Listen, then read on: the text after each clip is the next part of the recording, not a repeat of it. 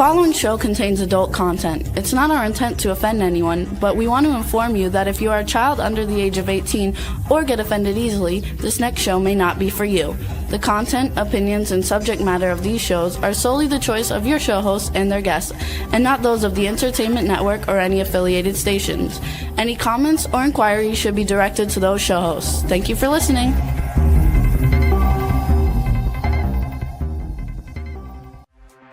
Hey everyone, and welcome to 50 Shades of Bullshit.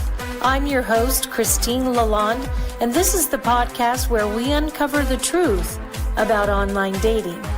Now let's begin.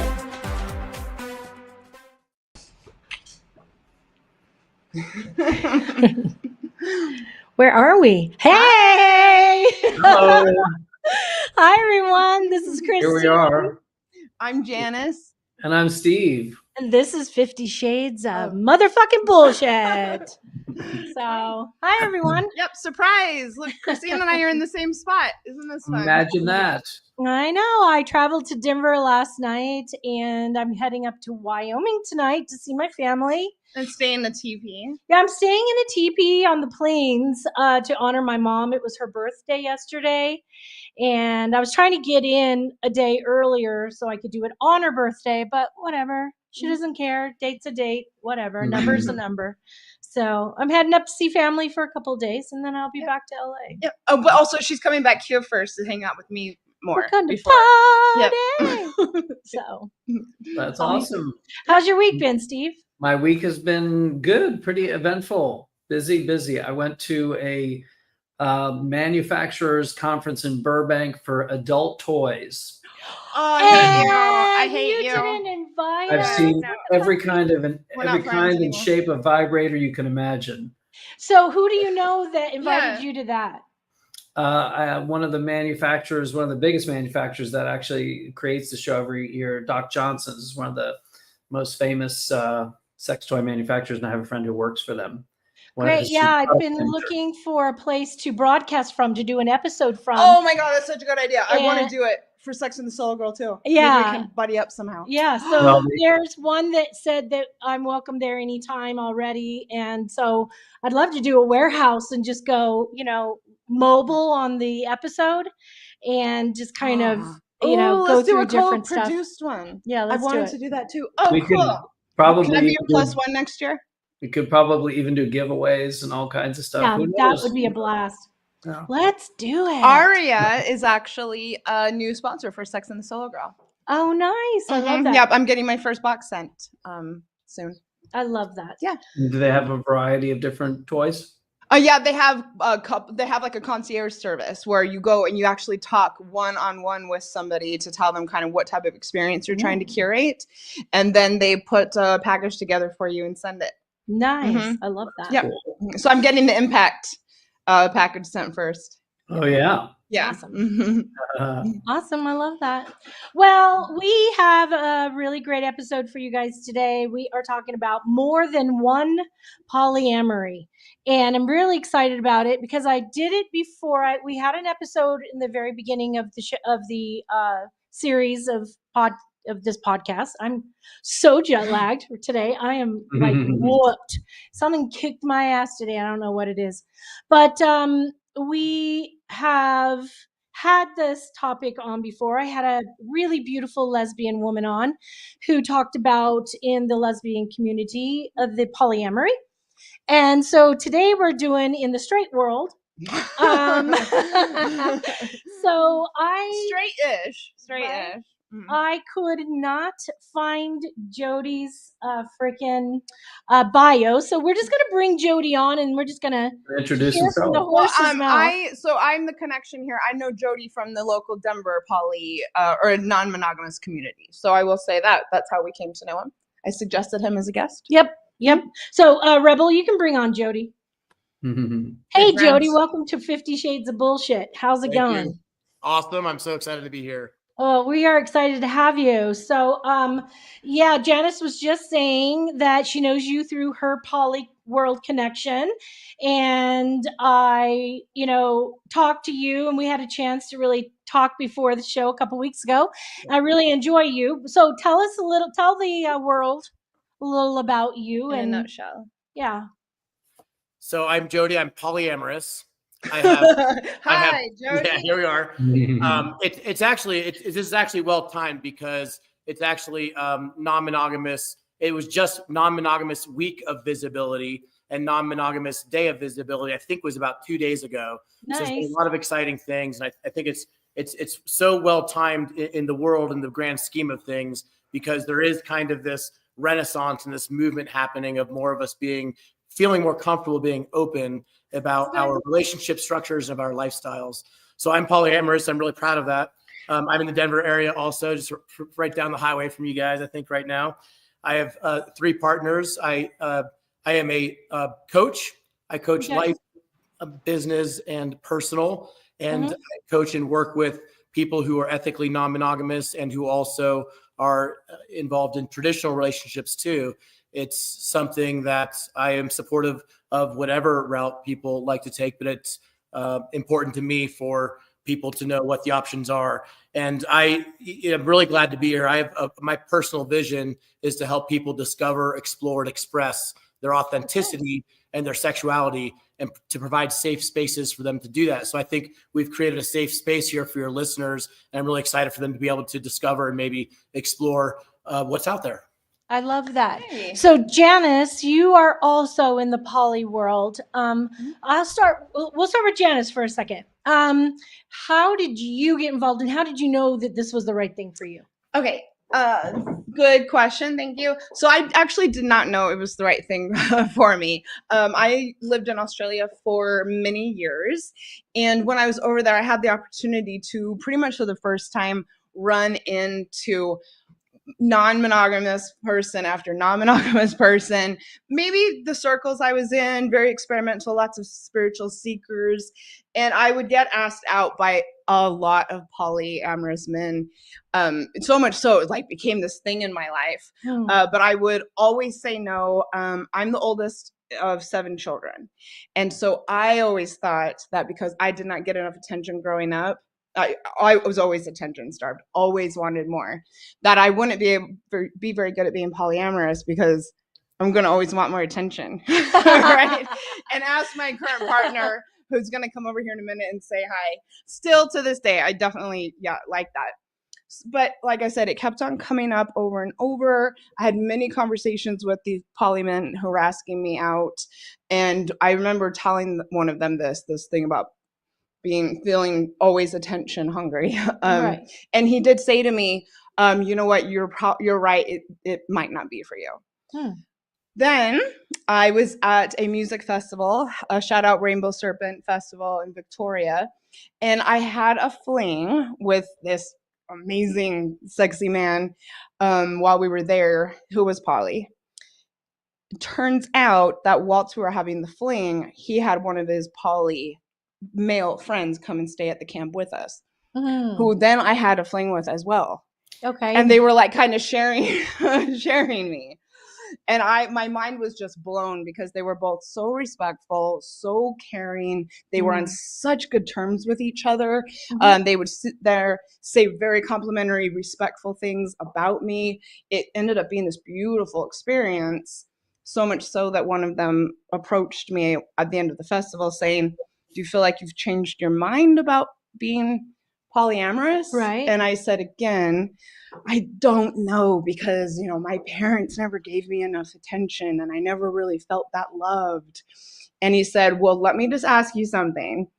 Have you ever felt like you had more love and attention as you did this weekend between the two of them? And I was like, sold. Like, you're so right. And I just get my checkbook. Yeah, I just kind of got into it. And in fact, I stayed seeing one of them for quite a long time. He had, I think, 4 other partners. And I got to know all of them really well. We would all hang out, sometimes some sexy stuff, but mostly everybody just kind of hanging. I remember one time he took me and one of the other women to the movies, and he's in the middle and we're all holding hands, and it was a great way to begin the lifestyle. That's awesome. Really, I feel so lucky that is how I got into it. I love that. What about you, Jodi? How did you originally get into it? How did you know it was for you? What was that process like? Oh my gosh. First of all, what a beautiful story, Janice. Thank you so much for sharing that. And that's one of my favorite things. We have such a beautiful community here. And since I've been in the lifestyle, which is a term we use really broadly now, I've loved hearing people's stories. And my story is this. I was married for 20 years. I was monogamous with my former spouse. We decided to explore swinging, is what we knew it as when we were married, toward the end of our marriage. And so we started exploring ethical non-monogamy as swingers. And I think this is a common track for a lot of people. We started swinging, which it means, I don't know what the listeners know, swing is usually where you swap with other couples in kind of a sexual environment. And so we experimented with that. We thought, well, that was really fun. Like, that was really exciting. That was really adventurous. We'd only been with each other for almost 20 years. And we thought that was really cool. And we did that a couple of times. We're like, it was cool, but it's kind of, we thought it might be more fulfilling if we had some kind of connection with these people. If we knew them, these people seem like strangers. So for me, and I think my former spouse as well, kind of evolved and discovered this demisexual side of us where we really wanted to or required some kind of emotional connection or depth to the connection to be able to perform for each other sexually. So, and then from demisexuality, my former wife and I completed our marriage soon after we started exploring the lifestyle. We grew in different directions. And for me, I evolved into polyamory, where I felt so full of love. And, guys, this is really interesting, actually, because something I've said throughout my life to people and in my coaching business and everything. And it's, I don't feel like that we necessarily change as humans, so to speak, I say, and I know this is debatable, but rather we change back to who we truly are at our core throughout moments in our life. And for me, I thought back across my life and I thought, this is how I've been. This is how if someone came to explain it as being a love slut, but I was always this hopeless romantic kind of guy as a young man. And I always felt so full of love. And it was something that I really grappled with, kind of exploring polyamory and is it right? And I came from a large traditional family as well. Janice, 7, I have 4 brothers and 2 sisters. I was in the middle, so I've got middle kid syndrome. But it just felt right. It felt so good, and it felt natural, and it felt like me. And once I had some exposure to it, and then I began to withdraw from that a little bit and take away, it didn't feel good.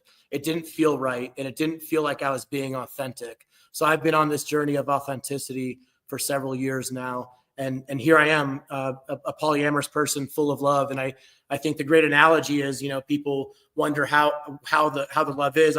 If our hearts are whole 100%, then, do I have a third of my love, a third of my love for each of my partners? And I don't. I have 100% love for each of my partners. And for those listeners who have children, that's the analogy. You love all of your children equally. I love all of my partners in the same way. That's a little bit about my journey. I'm wondering, how do you navigate jealousy in polyamory? Because coming from someone who's in, the monogamous world, jealousy is a massive part of it. I don't think it's healthy. Let's start with that. And I think it's ridiculous. I only felt like massive crazy jealousy because my ex-husband used to do shit in front of me to get me going on purpose, the things he knew that was my hurt pain spots. And he would dig at those motherfuckers. And so jealousy was volatile for me. It was horrible. And I don't really feel those kind of feelings anymore because that thing is gone out of my life. That thing. So thing 1, 2, and 3 are gone. So how do you navigate it though in this world? And I'm sure it's interesting. What a horrible feeling jealousy is. And I have felt it before. And I agree that it's not healthy. It's not healthy for us. I will also add to that, it is also normal. it happens. And I love how you framed the question. How do you navigate it? You didn't ask, how do you not have it or how do you combat it? Right. How do you Because it's a normal thing to feel.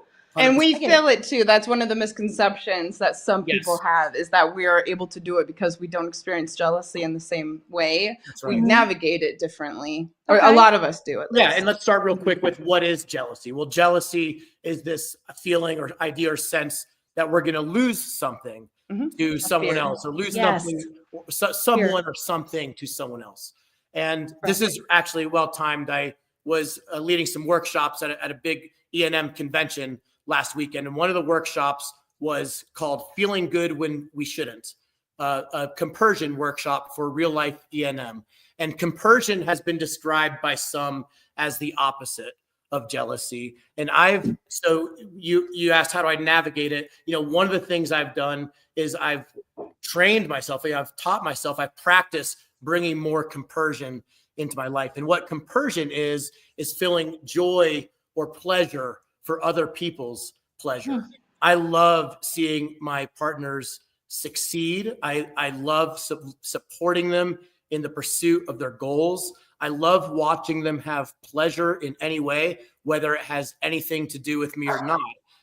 For me, that's my love for them. So just being able to feel those feelings for them and to feel really secure in our relationship and our feelings for each other. When two people are securely attached and feel that way, then I'm not saying we won't have jealousy, but maybe it's minimized, and maybe we can put it in a place where we can navigate it and work through it, honor it, name it, and try to understand where it's coming from. Feelings of jealousy often come from a place of unmet needs or comparison or something, right, Janice? Yeah, fear, a lot of it. Yeah. And along those lines, as far as navigating it with each other, we are often known to be a very communicative people, which is good. And it is a lot of it about talking with your partner when it comes up and having conversations about it.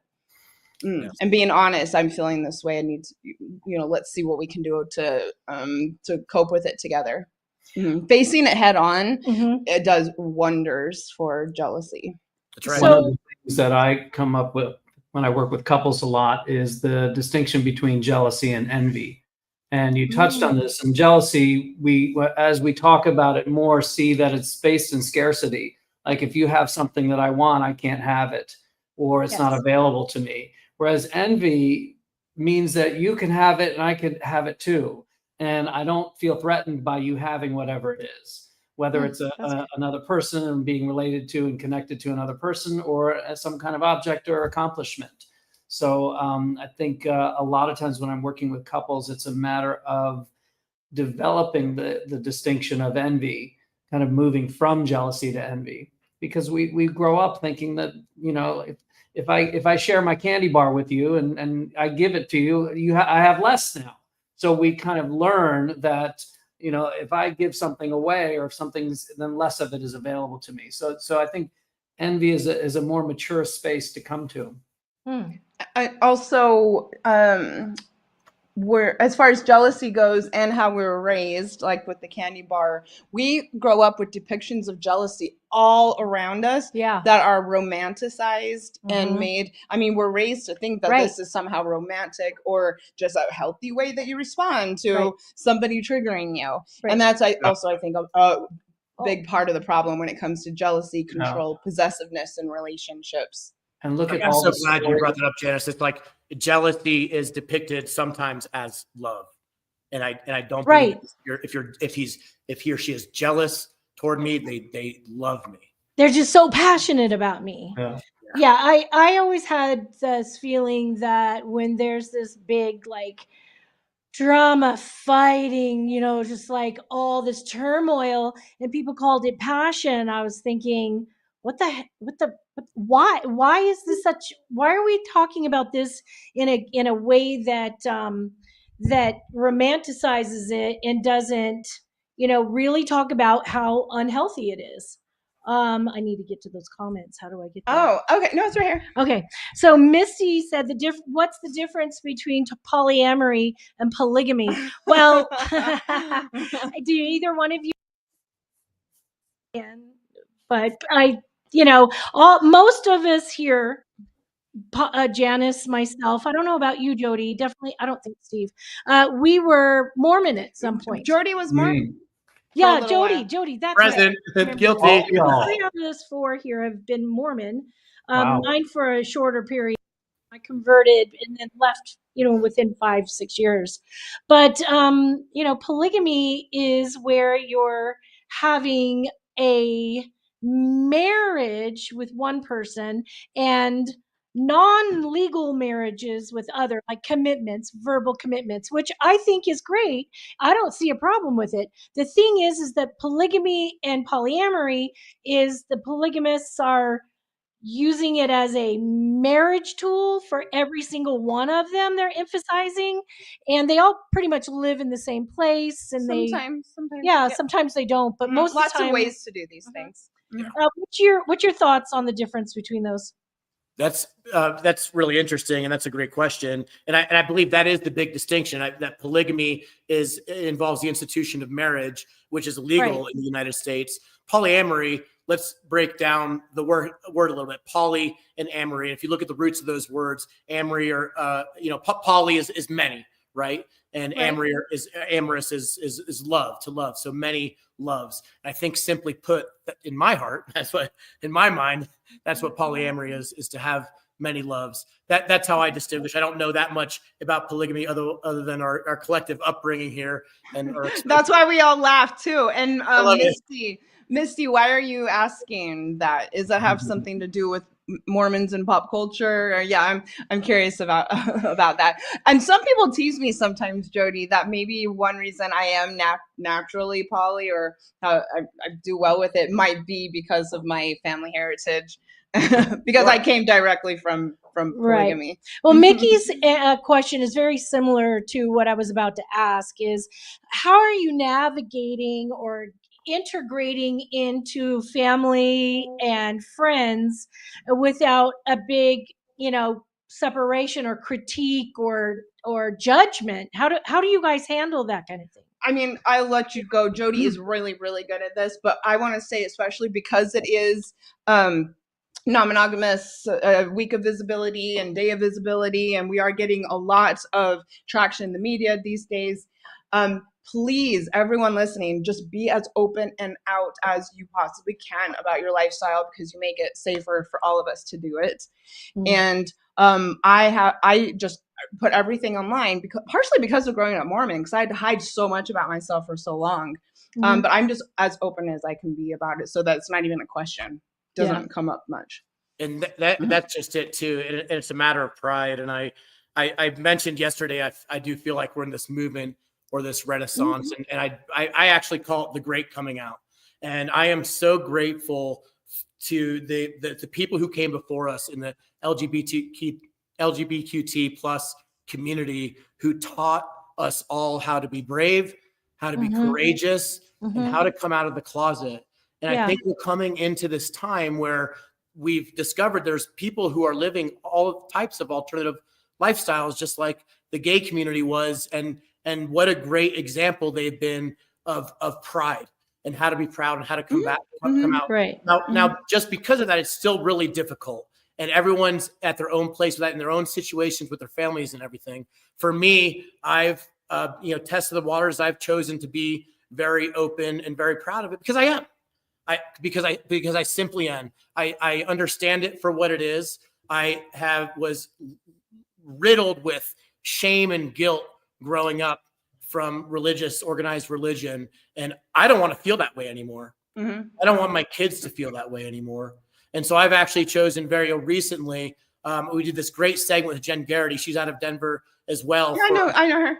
Jen. Hi, Jen, if you're listening, for Week of Visibility, where she did these video segments where she talked to parents about how they talk to their children about these things. And I was a guest on there, and I shared this with her as well, where I've had age-appropriate conversations with my teenage children. And the most important thing to me for my children to know is that they know my primary partner or my core partner. They kind of know her or knew her before they knew my other partners. And they were very protective of her. Once they started seeing and hearing that, dad might have other partners in his life, they wanted to make sure that she knew about it. And that wasn't what they were used to. And I told my children, I said, I'm very proud of these people. They're meaningful people in my lives. I said, I don't want you to think that I'm cheating on Deanna, my primary partner. I am not. These women are not concubines. They're not affairs. They're not mistresses. They are women who I love and care deeply about. And they're important parts of my life. So it was really a really great opportunity to have learning moments with my children and to teach them that there's other alternatives out there to the way that we've been traditionally raised and traditionally programmed. Anastasia actually has a really good question. She says, have you ever had to counsel someone who told a partner that they wanted to be a swinger? Have you had that kind of dealings, like helping people understand how to handle that? All the time. Yeah, I have. You go first. It comes in all different flavors and all different types. I mean, sometimes it's a couple where one person is interested in it and one person is hesitant, or vice versa, or they're both interested. They don't know how to approach it. They're dealing with all kinds of emotions. So I think, that's where I really started leaning into this side of my coaching, was people reaching out to me and asking me, how do we navigate this? How do we deal with this? I want to do this. He's not interested, or he's scared, or he's jealous. So I think it happens all the time. And for me, I don't promote any type of relationship structure or lifestyle as being the true one, the right one. Because there's so many different ways that people that things work for each other. It's, and I have to say that on Sex and the Soul Girl all the time. Like, monogamy is valid as well, just so everyone knows. Right. We're not saying it's not. Right. But it changes the face of the relationship possibly forever. And so what I'll say is, I've had more friends come to me probably about this than clients. What I'll say is, you have to be equally enthusiastic about doing it is the first place to start. For me, the thing is that, it brings up things because, I'm going home, and I'm from a very small town in Wyoming called Chugwater, and it's literally just under 200 people. And most of the people in town are either related to me or somebody I would never date. So I didn't have boyfriends in my hometown in high school. So I participated in a lot of activities: music, art, sports, everything. And when I would travel to other towns that we were in our county or whatever that we would compete against, I would have a boyfriend in each town, because I would only see them a couple of times a year. They would come to my hometown for a sport event. I would go to their hometown for a sporting event. Then that was basketball. Then it was volleyball. Then it was cheerleading. Then it was track. Then it was music. So I had boyfriends in different towns, and I didn't even really think about it. But for me, I needed that because, like you, Janice, I never really had, any kind of someone teaching me or showing me what love felt like. And I really longed for it. And I also realized that when I had boyfriends in all the different towns, I got something different from all of them that created a whole for me, like a whole unit. Like, not anybody ever really fulfilled one thing for me. So I don't know. Does that mean I want to be poly or not? I really like it means that. You're human. Some of it, that's kind of how I feel now. So I have a partner who's going to come over and say hi, Chris. He's like, me now? So do you want to say hi? We're at Janice's. Yes. Her poly partner. This is my partner, Chris. Hello, you met Jodi. He's like, yep, I have more than one girlfriend. Yeah, so he manages 3 women. Yeah. Now, Chris, you have a wife and Janice and another girlfriend, right? Yep. Okay. Yeah, I'm sure there's been instances where you've had to really juggle some shit between the 3 of them. You know about all of it. Oh, I know I do. That's why I'm being very diplomatic about it. Is it been a challenge for you? Is it make it worth it for you when it finally is starting to iron out? What's the deal? I mean, it can be a challenge at times. Like you're managing everyone's expectations Right. and needs and wants and boundaries and all of that. So I guess that when I started with kind of exploring into polyamory, I heard really good advice from someone, and it was that love is infinite, but time is not. Ooh. So, Ooh, that just and gave me yeah, chills. it's I mean, Can I write that you're spending down? a lot of time planning and a lot of time and investment into making your relationships important and grow, and yeah, time is a big component of that. So I love that. I got the jackpot over here. Well, what I was gonna say just around like getting your needs met is, so Chris has 3 partners, but he's my only, and part of it is he fulfills lots of my needs, but also I have lots of friends who fulfill a lot of my other emotional needs, and that is one reason I don't tend to date as many people, because my friends Fill that gap. Mm-hmm. Yep. What about you, Steve? Have you ever considered or been part, or are you? I don't even know if you're monogamous. You don't know much about me. I like it. I kind of like it that way. I mean, I like know being a you. mystery. I know I like about being a you. mystery. I've So never asked I want this. to. I'm glad you asked, because I want to point to something I think everybody goes through while they're really confronting this. Is you actually have to be curious. I think that while people are sorting it out for themselves, you have to be clumsy. You have to be curious. You have to be willing to step into the unknown. And there was a time that I was really fascinated by this in myself. And I'm monogamous by choice, but I went through a lot of curiosity. And part of what I see, and kind of you hinted at this, Janice, is I have a very rich life with friends. I also have a very rich professional life. I take care of a lot of people. I'm managing a lot of people's emotions. So when I'm doing mostly counseling on Zoom in person, and so when I come home, that's not what I desire. I don't want. We all hear that. We all hear it. So I really got to that by mindfully thinking it through and experimenting some. It's like, what really works for me. So I really honor, and I actually coach a lot of people who are in different styles of relationships, because I know what it takes. It takes an incredible level of communication and mindfulness and consciousness about how you're going to be related to each person. Well, it's On funny that that you note, say that. can we Go ahead, touch Steve. on a couple sub distinctions or definitions that a lot of people might not know? So you said E&M.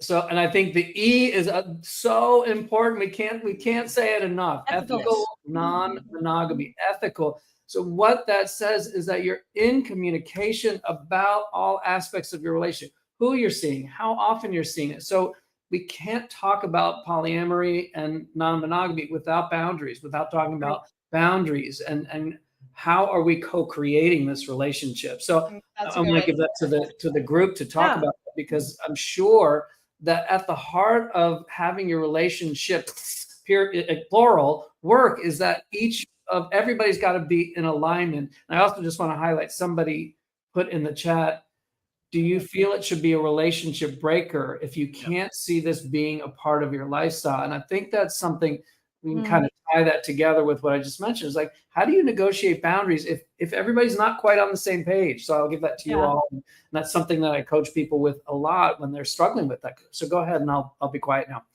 No, I love it. So, piggybacking on what you just said, Steve, communication is key for any relationship: husband, wife, spouse. I just said all the same things in 3 different words. I meant to say children, work, and relationships, and I don't know why just those 3 just came out. But when we're communicating, I'm curious what communication skills are essential for a poly relationship that might be overlooked in a like a monogamous one. Yeah. I think actually the jealousy component for sure. Or I'm feeling this way. Mm-hmm. I mean, like we have been going through things on like agreements as far as like when we're apart, and things that come up with me when we are, and it's just about voicing, like, just so you know, I'm feeling really challenged by this, like no matter what it is. Mm-hmm. And I think, from a communication aspect, I've heard that all the time. Someone kind of joked one time, you almost have to have a doctorate in communication for a successful poly relationship. And I think and as you said, Christine, it's important in all types of relationships. The communication in poly relationships that are successful tend to be very frequent, and a level of openness and awareness that I maybe haven't observed in as many. Monogamous relationships can become comfortable. There's obviously not as many challenges to the relationship, or I'm searching for the right words. These obstacles and these challenges that we deal with in polyamorous relationships are sometimes different, I think, than monogamous relationships. I think that in any type of relationship, you can learn a lot from people who are taking this poly journey, and and understanding, being hyper aware or much more aware of your partner's feelings, of what they might be thinking. And it's critical in, I think, polyamorous relationships. I think Steve had mentioned in coordinating times and being, that's what being ethical is, I think, is being really open about it. And that's such an important part. And I'm glad you pointed that out, Steve, the E and the E&M. I say that all the time. That's the most important part. Yeah. Did you want to say something? I do want to say something along the lines of what Anastasia was asking, though. She was saying, should it be a deal breaker if everybody to each his own. And if it doesn't work for you, personally, I say that that's the universe telling you that that's not your person. It's fine to have deal breakers. It is okay to have boundaries, and it's okay to feel like, this isn't for me, and you move on. I don't think that if a partner asks you if you can do this and it's not for you, that partner should stay just because of you, because I think that relationship will deteriorate very quickly. So you have to be very aware of that. And if you can communicate together and maybe do therapy, maybe do marriage counseling, maybe it was just like this random thought your spouse had. But personally, I don't think that everybody's meant for everybody. And I don't also, for the first time in my life, think that one person is meant for you for your entire life. I really don't. I think that we all change so much throughout our lives. We're different as teenagers. We're worldly different in our 20s from when we are at any point in our lives. We grow a little more in our 30s, our 40s, our 50s, and I just don't think that two people can grow in the same direction together. I don't think everybody's for everybody always. I think that there's a time and season sometimes for relationships. I think you're absolutely right, Christine. And I'd be happy to share a personal experience that I've had with relationships, and, should it, break or change the relationship. As I've come into polyamory, by the way, I view relationships evolving differently than ending and beginning, but just changing based on the different boundaries that we put up and everything. But I actually, during my E&M journey, I fell into monogamy with a woman I met, and it was really difficult, and we didn't really talk about it.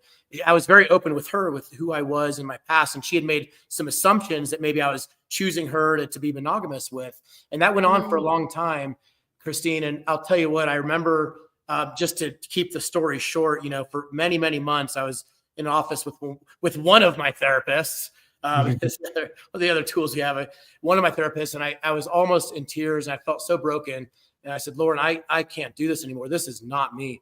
This does not feel right. And it caused me to make a very difficult decision to kind of put my foot down, to kind of draw a line, articulate a boundary is what it really was, and say, I need to go do this. I need to go be me. I feel like, and that's where it became so important to me to be authentic, because it felt so bad to not be. And so I went off and I did my E&M thing, and it was really, really hard times for my partner at the time. And we didn't know what was going to happen with the relationship. And We ended up talking about it. We ended up going to counseling together. We ended up expressing our feelings to each other and wanting to be together. Now, the most important thing to me was I needed to know with 100% absolute surety that she wasn't pursuing the relationship because of me. If she was interested in pursuing non-monogamy, it was because she wanted it. And that was a series of conversations between the two of us and with a counselor. And I wanted to make sure that she was doing it for herself. That woman today is my primary partner. Oh, wow. Good for I wondered when you were talking, I had a feeling. I thought, I wonder if this is going to turn into his primary partner. Now, can we highlight that's another term that some people might not know what that means? So why don't we thank you, Steve. Not a everyone little bit has. about what, so I'll let you share about that. Yeah. So all relationship structures are different. There's all these labels out there, and they mean different things to different people. For the way I view my partner, Deanna, as a primary partner, I call her my primary partner or my core partner. She's someone who I kind of like do life with. She's someone that I do family activities with. My children know all of my partners, but they kind of know her as someone at the core and someone I'm doing life with. It doesn't mean that she's my most important partner. I don't consider our relationship hierarchical, meaning hang on, slow down, because I was going to ask a question about that earlier, and I waited. It's a great point. It may, when you have the term primary partner, it may or may not be in a hierarchical structure. It may or may not. So say a little bit about, I hate to pull it apart, but it'd be really useful for people who are totally have no idea what you're talking about. So what does that mean, hierarchical? I think this is helpful for listeners to know for sure. Yeah. So hierarchical for me is there's not an order of importance. And it's difficult to understand, I think, and swallow, because I spend much more time with my primary partner than I do with my other partners. That's just our agreements and our relationship dynamics and everything. One important feature that I consider defining of our non-hierarchical relationship is veto power, throwing out another term. Simply what that means is we don't there are no ultimatums. We don't agree to ultimatums in our relationship. I make decisions of who I want to see, and Deanna makes decisions about who she wants to see. Now, we're in a loving relationship and our opinions matter to each other. And this has been challenged before. But ultimately there is neither of us have the power to veto another relationship outside of ours. Okay. Can I ask a question? Because this kind of fits in with hierarchical relationships, where you find you value your primary partner's wishes, even though they're not dictating what you can and cannot do, but you value theirs over, like you have plans with another partner and they say, hey, this came up. Is that something, because it's a different kind of hierarchical structure. Is that something for you in your relationship? Yeah, how do you navigate that? You ask the question a different way. Can you clarify a little bit? Yeah, he's saying that if you have say plans with one of your other people, and then your main squeeze says, "Hey, babe, this came up, and we really need to do this." How do you handle that? Oh my gosh, yeah. So it depends. We handle it with a lot of love and grace and compassion for each other, because things like that could happen. I don't know that I've been faced with that in a situation where it became an issue. I think, I don't see my partners, Stephanie and Megan. I love them very much. They're wonderful people. I don't, for various reasons, we don't get to see each other as often. They have other partners as well, and they have other things going on in their lives. So I think, Deanna is very understanding of my wanting to find time with them when we can. And if something really important or something critical came up, I think it goes back to the communication. I think it's just conversations we have. And I would presume there would have to be a real reason behind that. It could be tricky where hypothetically one of the partners could create some kind of situation because they really wanted to get the time together and it really wasn't critical that we see each other. I haven't dealt with that as much, but I could see that happening, or maybe I have seen it happening, I suppose. I can see that happening. Good. So I have a quick question for Chris here. You're married Yes. And you've been married for how long?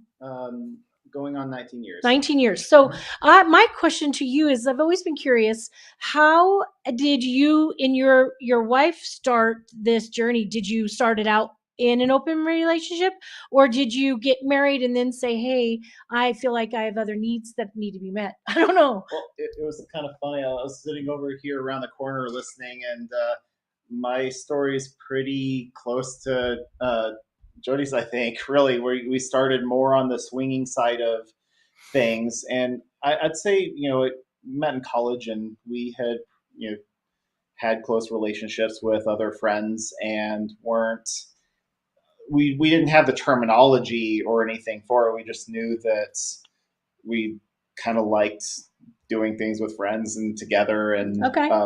And after graduating, moved somewhere where it was just us and no one else around, and we kind of made a network of friends that were swingers and kind of got into things that way. Moving back to Colorado, I didn't find that network, and we sort of just had a set of just conversations about what we're looking for, and we ended up going to like a poly meetup to see what the culture was like, and it was much more in alignment with what we were kind of looking for at that time. And I love that. Just sort of through I guess period of a couple of years or so, kind of switched fully into that side of things. So Thank you. Do you guys think that it becomes more of a need of needing other things from other people that one partner can't fulfill? Do you think that makes the partner feel bad for not being able to fulfill that? I think it can. In the And I'm, trenches here. I'm glad you brought that up again, because it was kind of touched on before. And I think that we have been, programmed in by all these different ways to believe that one person can and should fulfill all of our needs. I don't believe that to be true. I don't think what tremendous That's a lot of pressure pressure. on us to think that one person has to fulfill all of our needs. Now, does that stir feelings or emotions in someone when I say, well, I like to, my partner over here, like we like punk music, and we want to go to like punk concerts, or we want to do this like kinky sexual thing that maybe like you're not into very much. Does that make them feel bad? It can certainly. Right. Communication can really help that and solve that, and reassurances and that sort of thing.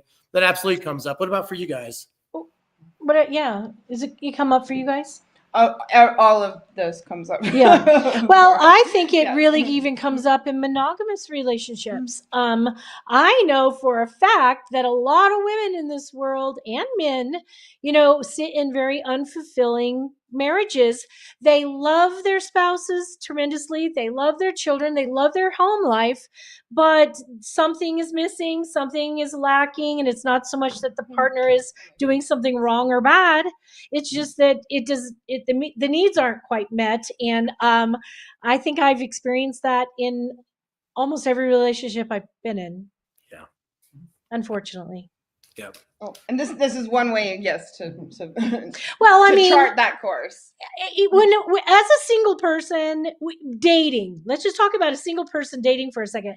Most dating coaches, all dating coaches have all said on my show, date multiple fucking people until you find your person.